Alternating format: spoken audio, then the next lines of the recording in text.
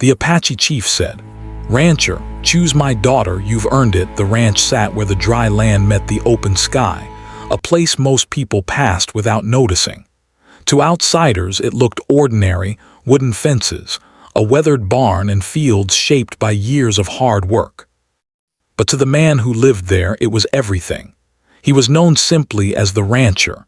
Few people knew his full story, and even fewer had heard him talk about himself. He woke before sunrise, worked until the stars came out, and asked nothing from anyone. He was not born into wealth or comfort. Life had taught him early that survival came from effort, not luck. His hands were rough, his back carried old pain, and his eyes held the quiet focus of someone who had learned to depend only on himself. He respected the land because it fed him, and he respected people because struggle had taught him humility. He did not raise his voice, did not boast, and did not push his way into conversations. He simply showed up and did the work. The ranch bordered Apache land. For many years, there had been distance between the ranchers and the tribe, not open conflict, but not trust either. History had left scars that words could not easily heal. Many people on both sides kept to themselves, careful and guarded. The rancher understood this without being told. He did not cross boundaries unless invited. He did not stare or judge. He treated the border like a shared edge, not a dividing line. During his first years on the ranch, the Apache people watched him quietly. They noticed how he handled his animals, never wasting, never pushing them beyond reason. They noticed how he fixed fences that weren't his when storms tore them down. When water sources ran low, he never tried to claim more than his share. These things did not go unnoticed, even if no one spoke of them out loud. One winter came harder than most. The ground cracked, the grass thinned, and livestock struggled. It was the kind of season that tested everyone's patience and character. One morning, the rancher noticed smoke rising near the border. A small structure on Apache land had caught fire, likely from faulty wiring or a cooking accident. Without thinking, he saddled his horse and rode toward it. He didn't ask permission. He didn't wait for help. He rode straight into the danger, grabbed water barrels, and worked beside Apache men and women he barely knew. He followed instructions without argument. When the fire was finally under control, his clothes were burned in places, his arms sore, his face covered in soot. Still, he said nothing more than a quiet nod before riding back home. That moment stayed with the tribe. After that, small interactions became more common. The rancher would help move heavy loads when he passed by. He would share tools without asking when someone's broke. When elders spoke, he listened. When children laughed nearby, he smiled softly but kept his distance. He never acted like he belonged where he didn't. That respect mattered. The Apache chief was an older man with sharp eyes and deep understanding. He had seen many men come and go, some friendly, some dishonest, some who wore kindness only when it benefited them. He believed that true character revealed itself over time, not in words or promises. So he watched the rancher from afar, allowing silence to speak louder than questions. The chief noticed that the rancher never tried to impress anyone. When thanked, he brushed it aside. When offered praise, he looked uncomfortable. He carried himself like a man who believed doing right was normal, not heroic. That kind of humility was rare. One afternoon, a violent storm rolled in without warning. Strong winds knocked down fencing along the border, allowing cattle from both sides to scatter. Chaos followed as animals ran in fear, risking injury or loss. The rancher didn't hesitate. He worked alongside Apache riders through rain and mud, guiding the animals back to safety. At one point, a frightened horse slipped and nearly crushed a young Apache boy.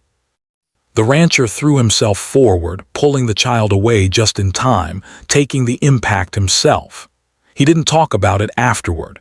He accepted help, cleaned his wounds, and returned to work once he could stand. To him, it was just something that needed to be done. But to the chief, it was something more.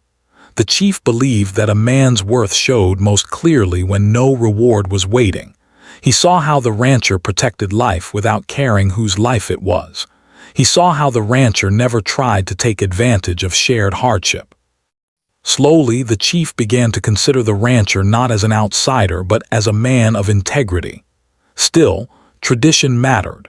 Trust was not given easily, especially when it involved the future of the tribe. The chief did not speak to the rancher right away. Instead, he allowed time to test consistency. Seasons passed. The rancher remained the same. There were opportunities for the rancher to profit at the tribe's expense. Land agents came through, offering money if he supported certain plans. He refused. He said the land wasn't just soil. It was history, memory, and responsibility. Those words reached the Apache elders, carried by people who had overheard him without him knowing. The chief listened. One evening, as the sun dropped low and painted the land in gold and red, a rider approached the ranch. The rancher was repairing a broken post when he saw him. The rider wore traditional clothing and carried himself with calm authority. He stopped a respectful distance away and waited. The rancher wiped his hands and walked forward. The rider spoke simply. The chief wished to see him. No explanation, no urgency, just an invitation. The rancher felt a strange weight settle in his chest. He did not know why the chief wanted him, and he did not assume good or bad. He nodded and said he would come at dawn. That night, sleep came slowly. The rancher stared at the ceiling, thinking about every choice he had made near the border. He wondered if he had unknowingly crossed a line or offended someone. He also wondered if this meeting meant something bigger than he could imagine. At dawn, he rode toward the Apache land. The air was quiet, and the world felt still, as if waiting. As he crossed the familiar path, he noticed how different everything felt now. This land was no longer distant to him. It was connected to his own, not by ownership, but by shared effort and respect. When he arrived, he was guided to a gathering area. The chief was not there yet. Instead, people moved calmly around him, offering water, nodding politely. No one treated him like a stranger, but no one treated him like family either. It was a careful balance. The rancher stood quietly, hands relaxed at his sides, eyes lowered in respect. He did not rehearse words. He did not plan what to say. He trusted honesty more than preparation. Somewhere nearby, the chief's daughter watched him without being obvious. She had heard stories about the rancher, how he worked, how he listened, how he never took more than he gave. She noticed the way he stood, patient and grounded, not trying to draw attention. There was strength in his stillness. The chief had not yet spoken to the rancher, but the decision to meet him was not random. It was the result of long observation and quiet discussion among elders. The chief believed that before a man could be trusted with words, he must first be trusted with silence. As the sun climbed higher, the chief approached. The rancher lifted his eyes, ready to listen, unaware that this meeting was the first step toward a moment that would change his life forever. The rancher returned to the Apache land the next morning, just as the messenger had said. This time he came with no tools, no horse saddlebags, and no expectations. He wore simple clothes, clean but worn from years of work. He did not try to look important. He only tried to be respectful. When he arrived, the chief was waiting. The older man stood straight, his face calm and unreadable. He did not smile, but his eyes were not cold. They were careful. He studied the rancher the way someone studies the weather, quietly, patiently, looking for patterns rather than promises. The chief invited him to sit. No long speech followed. Instead, there was silence. The rancher understood this was not awkwardness. It was part of the moment. He waited without shifting, without clearing his throat, without trying to fill the space. That alone told the chief something important. After a long pause, the chief spoke. He asked simple questions. Where did the rancher come from? How long had he lived near the border? Why had he chosen that land? The rancher answered honestly and briefly. He did not decorate his story. He did not complain about hardship. He spoke as if his life was simply what it was. The chief nodded but gave no sign of approval or rejection. Then he surprised the rancher by asking him to stay, not as a guest, but as a worker. There was fencing that needed repair, water lines that needed checking, and animals that needed care. The rancher agreed immediately. Over the next several days, the rancher worked alongside Apache men and women. He followed instructions. He did not argue methods or suggest better ways unless asked. When he made mistakes, he corrected them without excuses. When someone struggled, he helped quietly. He shared meals when offered and never took more than his portion. Trust did not arrive all at once. Some people watched him with caution. Others tested him by giving him the hardest tasks. He accepted them all without complaint. He did not rush. He did not try to win anyone over. He treated each person with the same steady respect. Children grew comfortable around him first. They noticed that he never shouted and never dismissed their questions.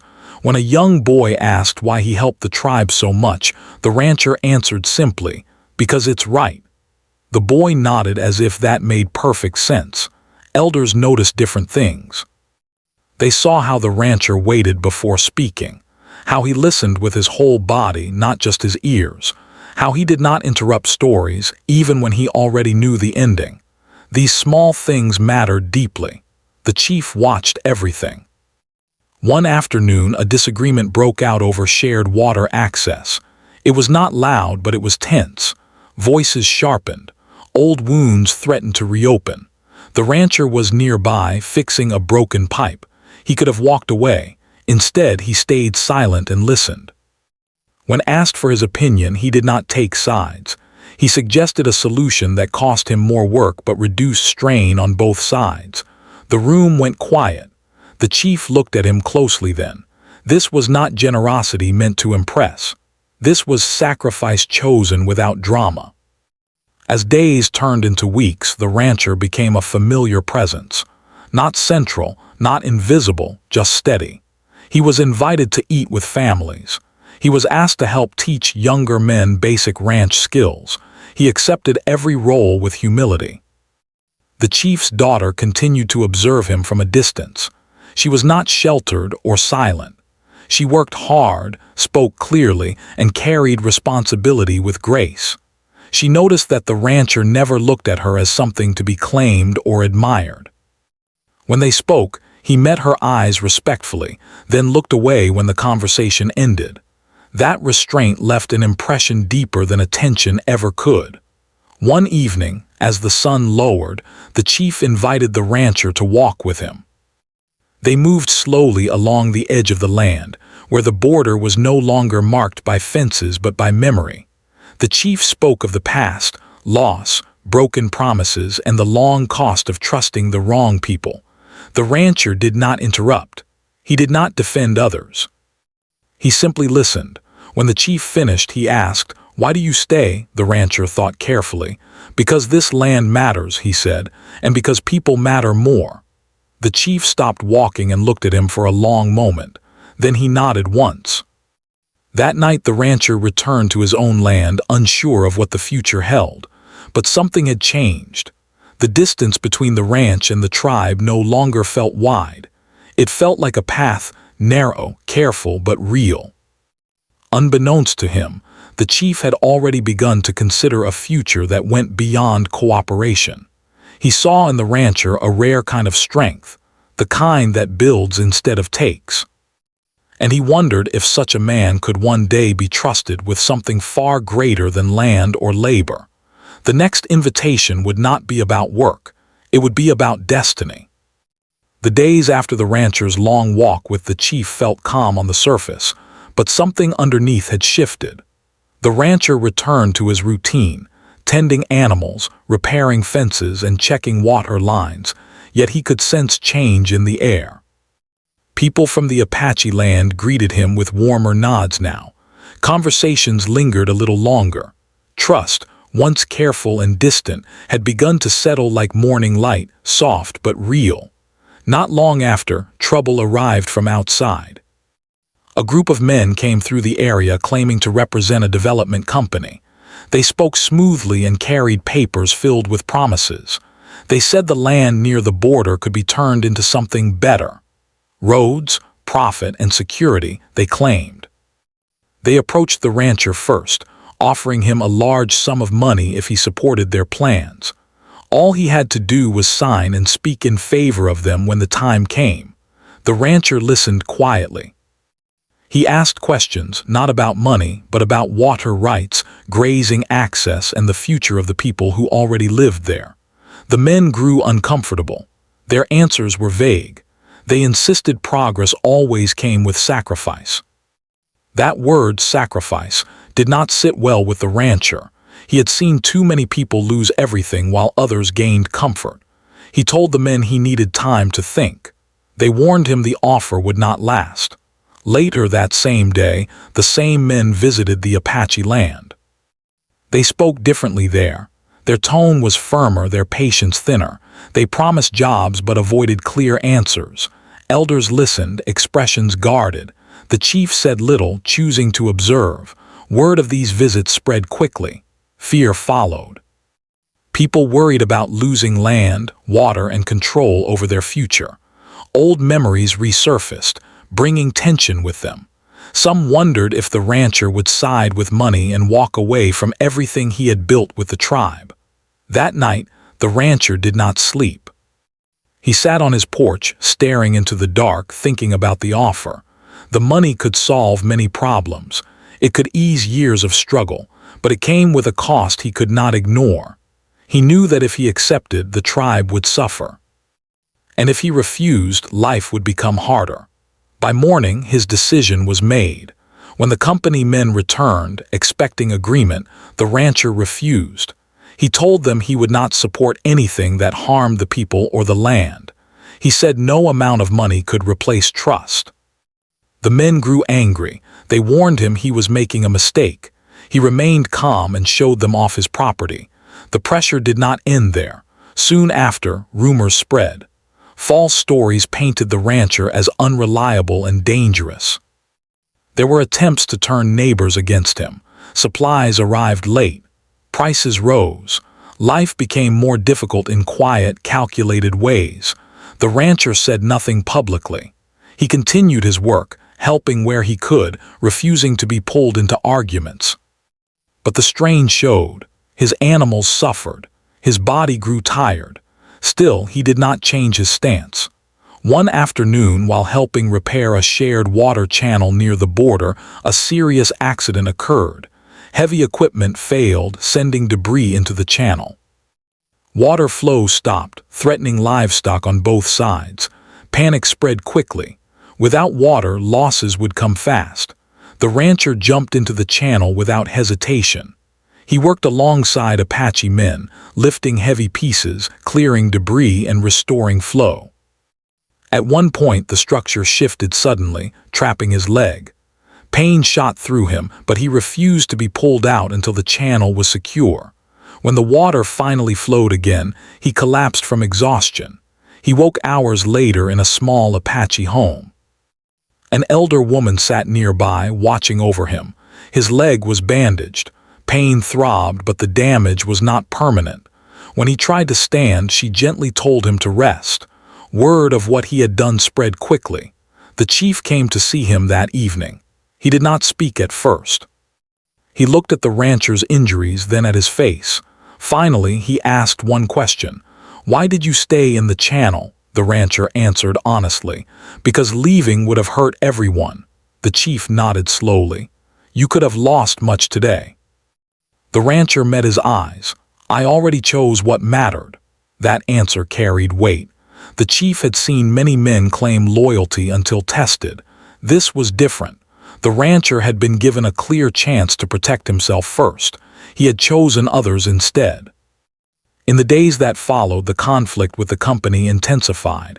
Officials came, documents were filed, and pressure mounted. The tribe faced legal uncertainty. Meetings grew tense. Fear threatened to divide people. During one such meeting, voices rose, accusations flew. The rancher was present but silent. When asked to speak, he stood slowly, leaning on his injured leg. He did not blame. He did not threaten. He spoke about responsibility, about shared land meaning shared future, about trust being something you protect even when it costs you. His words were simple, but they reached people. The chief watched carefully. He saw how the rancher's presence steadied the room, how even those who doubted him listened, how his refusal to seek control gave others space to breathe. That night, the chief met with elders alone. They spoke for hours. Tradition, future, risk, and hope were weighed carefully. The rancher was discussed not as an outsider, but as a man whose actions had tied his fate to theirs. Meanwhile, the chief's daughter felt the tension too. She saw the strain on her people and the quiet burden the rancher carried. She noticed how he avoided praise and how he never spoke of what he had given up. She respected that deeply. One evening, she crossed paths with him near the water channel. He was testing the repairs, moving slowly. She offered to help. He hesitated, then agreed. They worked side by side in silence. Finally, she asked, "Do you regret your choice?" The rancher thought for a long moment. "No," he said. "Hard does not mean wrong." She smiled faintly. That answer stayed with her. The conflict eventually reached its peak. A final decision from outside authorities loomed. The tribe stood together, stronger than before, supported by evidence, unity, and the rancher's testimony. He spoke truthfully, clearly, and without bitterness. When the decision came, it favored the people who lived on the land. Relief swept through the area. Tension eased. Damage remained, but the worst had passed. The chief watched the rancher from a distance that evening as celebrations remained quiet but sincere. He saw a man who had stood firm without demanding recognition, a man who had protected the tribe without claiming ownership. In his heart, the chief knew the test was complete. The rancher believed this chapter was over.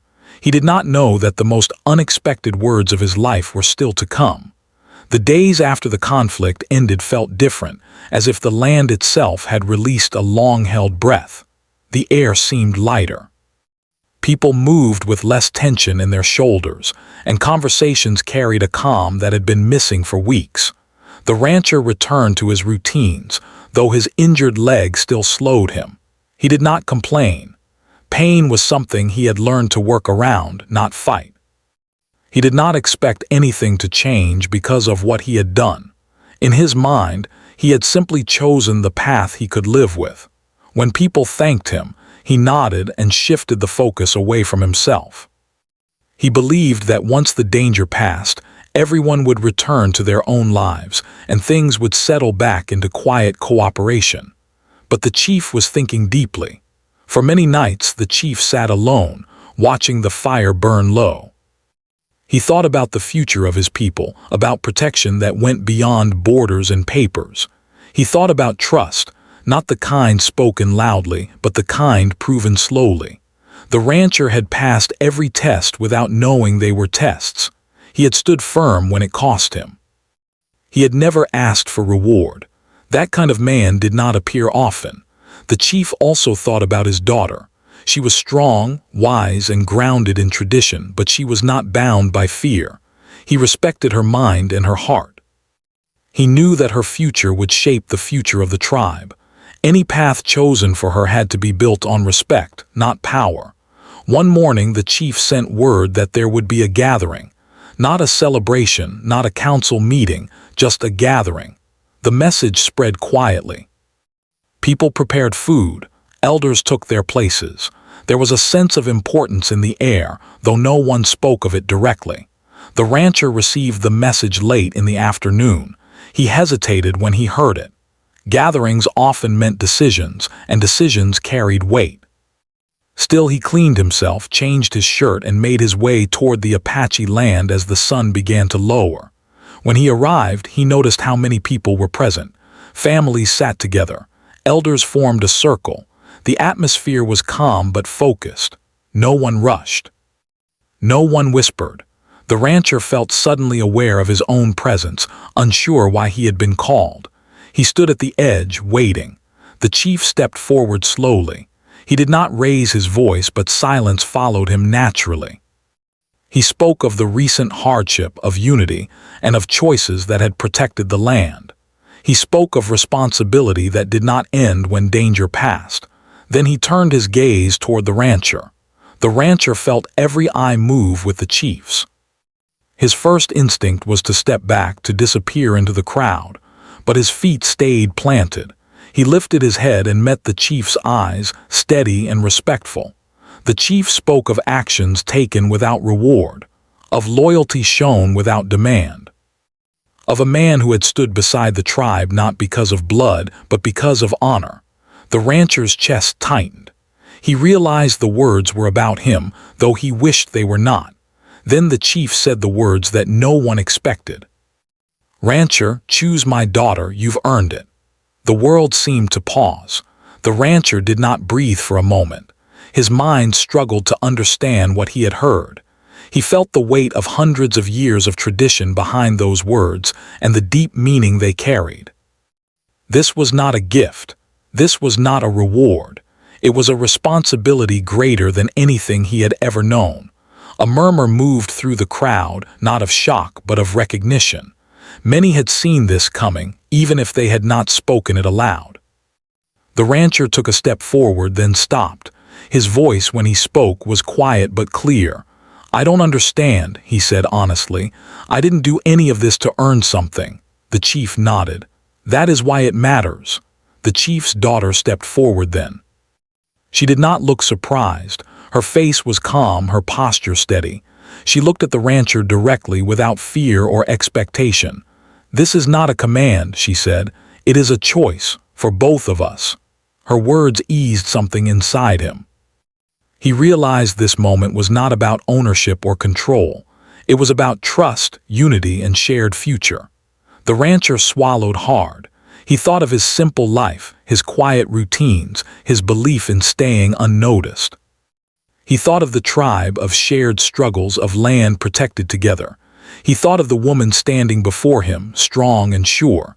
"I am not a powerful man," he said slowly. "I don't have much to offer." The chief answered before his daughter could. "You have already offered what matters." Silence followed, deep and respectful. The rancher looked at the chief's daughter. "I would never take away your choice," he said. "I would never ask you to leave who you are." She nodded. "I would not accept anything less." Something settled between them then, not romance, not certainty, but understanding. The rancher took a breath. "If this path is chosen freely," he said, "I will walk it with honor." The chief nodded once firmly.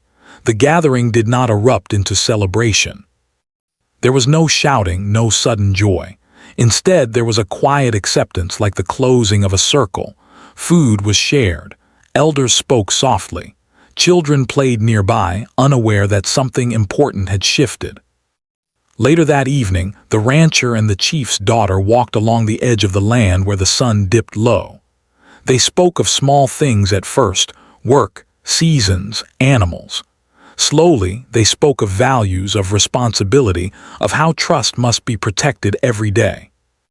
There were no promises made that night beyond honesty. As darkness settled, the rancher returned to his home alone. He sat on his porch for a long time, staring at the stars. His life had changed in a way he never sought, never imagined. He felt fear, humility, and determination all at once. Across the land, the chief watched the same sky. He felt peace, knowing he had chosen wisely, not for power but for balance. The chief's daughter lay awake, thinking not of ceremony or future plans, but of the quiet strength she had seen in a man who never tried to be more than himself. The path ahead would not be easy, but it would be chosen, and that made all the difference. The morning after the gathering arrived quietly, just like every other morning. The sun rose over the land, touching the hills and fields with soft light. Birds moved through the air, and the wind carried familiar sounds. Yet for the rancher, nothing felt ordinary anymore. His life looked the same on the outside, but inside, everything had shifted. He woke early, as always, and sat on the edge of his bed for a long time. He thought about the words spoken the night before. He thought about responsibility, choice, and the future. There was no excitement rushing through him, no sudden pride. Instead, there was a deep sense of seriousness. He understood that what had been offered was not an ending but a beginning. Later that day, he returned to his work. He checked the animals, repaired a loose board on the barn, and cleaned his tools. He did these things slowly, carefully, grounding himself in routine.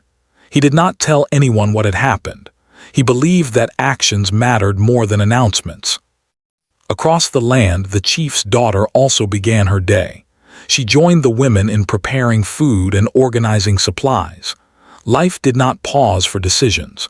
Responsibility continued. She noticed people looking at her differently now, not with curiosity but with respect. Still, no one spoke openly. That silence felt right to her. Big changes, she believed, should settle before they are spoken aloud. A few days later, the chief invited the rancher to speak privately. They sat together beneath an old tree, one that had seen many generations pass. The chief spoke plainly. He explained that unity was not formed through ceremony alone but through daily effort. He made it clear that the rancher was not expected to change who he was. Instead, he was expected to remain exactly the same. Consistency is trust, the chief said. You have already shown it, the rancher nodded. I won't promise what I can't keep, he replied, but I will always show up. That answer pleased the chief. Time moved forward. There was no rush toward ceremony or public announcement. The rancher and the chief's daughter began working together more often, not as a couple, but as partners in shared responsibility. They repaired water lines, helped families, and planned ways to protect the land long-term. They spoke openly when they disagreed. They listened when one had concerns. Slowly, understanding grew. The rancher learned more about traditions, not through lessons but through living them. He learned when to speak and when to remain silent. He learned that leadership did not always mean standing in front. It often meant standing beside. The tribe, in turn, learned that his quiet nature was not distance but respect.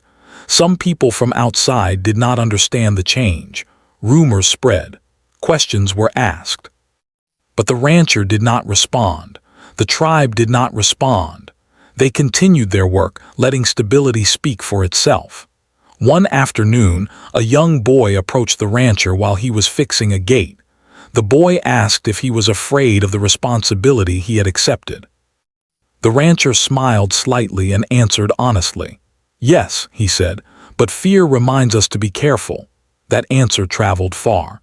As seasons changed, the land grew stronger. Cooperation improved water access.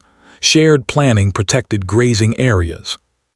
Small conflicts were handled calmly instead of growing into larger ones. The rancher became a familiar presence at gatherings, though he never sought attention. He sat where he was guided and spoke only when invited. The chief watched with quiet satisfaction. He saw balance forming, not perfect but real. He saw his daughter standing tall, confident in her choices. He saw the rancher carrying responsibility without being crushed by it. Eventually, the time came to make the union official. Not because tradition demanded it quickly, but because readiness had settled in. The ceremony was simple. There was no display meant to impress outsiders. It was held under the open sky, witnessed by those who mattered. The rancher stood beside the chief's daughter, not as someone elevated above others, but as someone accountable to them. Words were spoken about respect, shared future, and protection of life. Promises were made carefully, with understanding of their weight. When it ended, there was no loud celebration. There was food, laughter, and quiet happiness. Children ran freely. Elders smiled. The land bore witness. Life after the ceremony did not become easier. Challenges remained. Weather changed. Resources needed protection. Outside pressure never fully disappeared, but the difference was clear. No one faced those challenges alone anymore. The rancher continued to rise before dawn. He continued to work until nightfall. But now, when he looked across the land, he did not see borders. He saw connection. When he faced difficulty, he did not face it in silence. Support existed on both sides. The chief's daughter did not lose herself in the Union. She remained strong, thoughtful, and deeply rooted in her people. Together, they made decisions carefully, always considering impact before comfort. Years later, people would speak of this time not as a dramatic turning point, but as a steady one. They would say that peace did not arrive through force or loud declarations, but through patience and earned trust. The chief grew older, content in knowing the future was secure.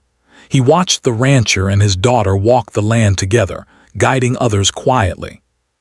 He knew then that his choice had not been about giving anything away, it had been about protecting what mattered most.